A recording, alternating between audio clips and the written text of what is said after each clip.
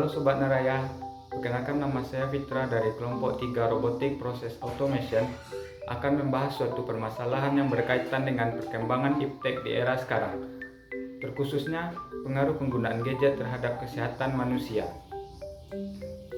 Di era sekarang, kemajuan teknologi yang sangat berkembang ditambah dengan budaya konsumerisme pada masyarakat menghasilkan gabungan hal yang baru, yakni penggunaan barang-barang elektronik pada manusia untuk menunjang setiap aktivitasnya.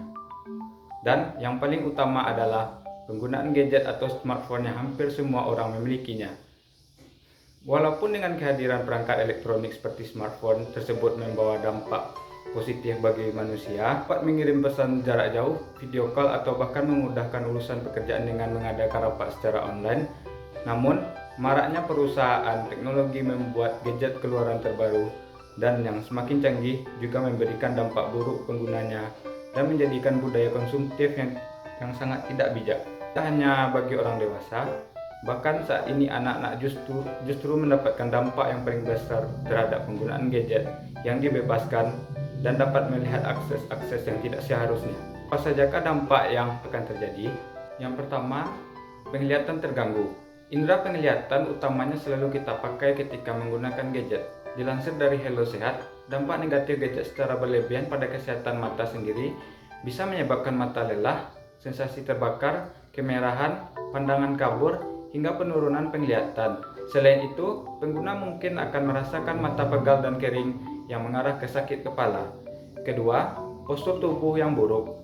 Hal ini bisa terjadi ketika pengguna terus-menerus menghabiskan waktunya bermain gadget dengan postur tubuh yang salah. Salah satu posisi yang tanpa sadar dilakukan adalah membungkuk dan memberi tekanan lebih pada leher, dikarenakan posisi laptop dan meja atau posisi handphone yang digunakan lebih rendah.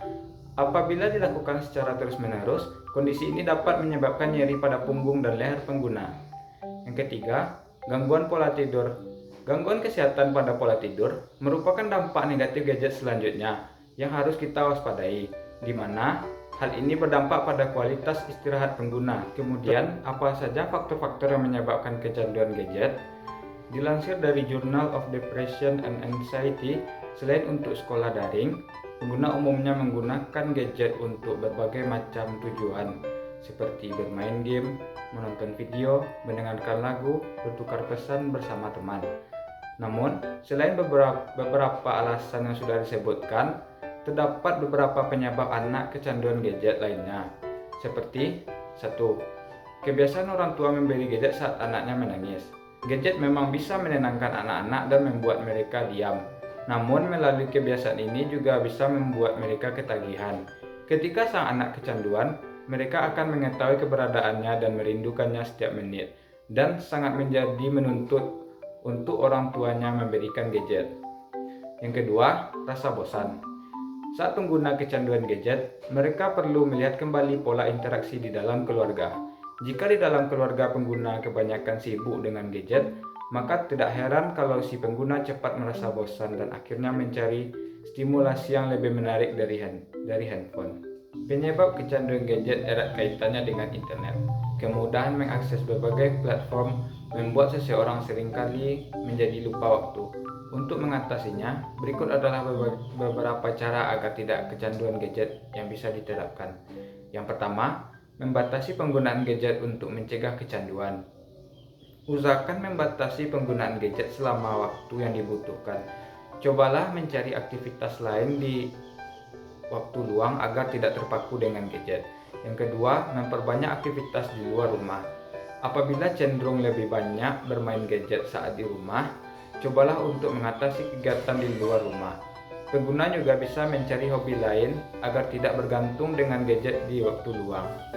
Ketiga, hapus aplikasi yang menjadi penyebab kecanduan. Dengan begitu, mereka tidak akan terlalu sering membuka gadget untuk memeriksa aplikasi tersebut.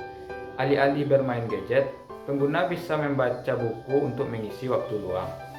Keempat, atau yang terakhir, mengetahui dampak kecanduan gadget. Hal ini dapat dilakukan untuk mengatasi kecanduan gadget dengan membaca atau mencari tahu apa saja dampak dari kecanduan gadget.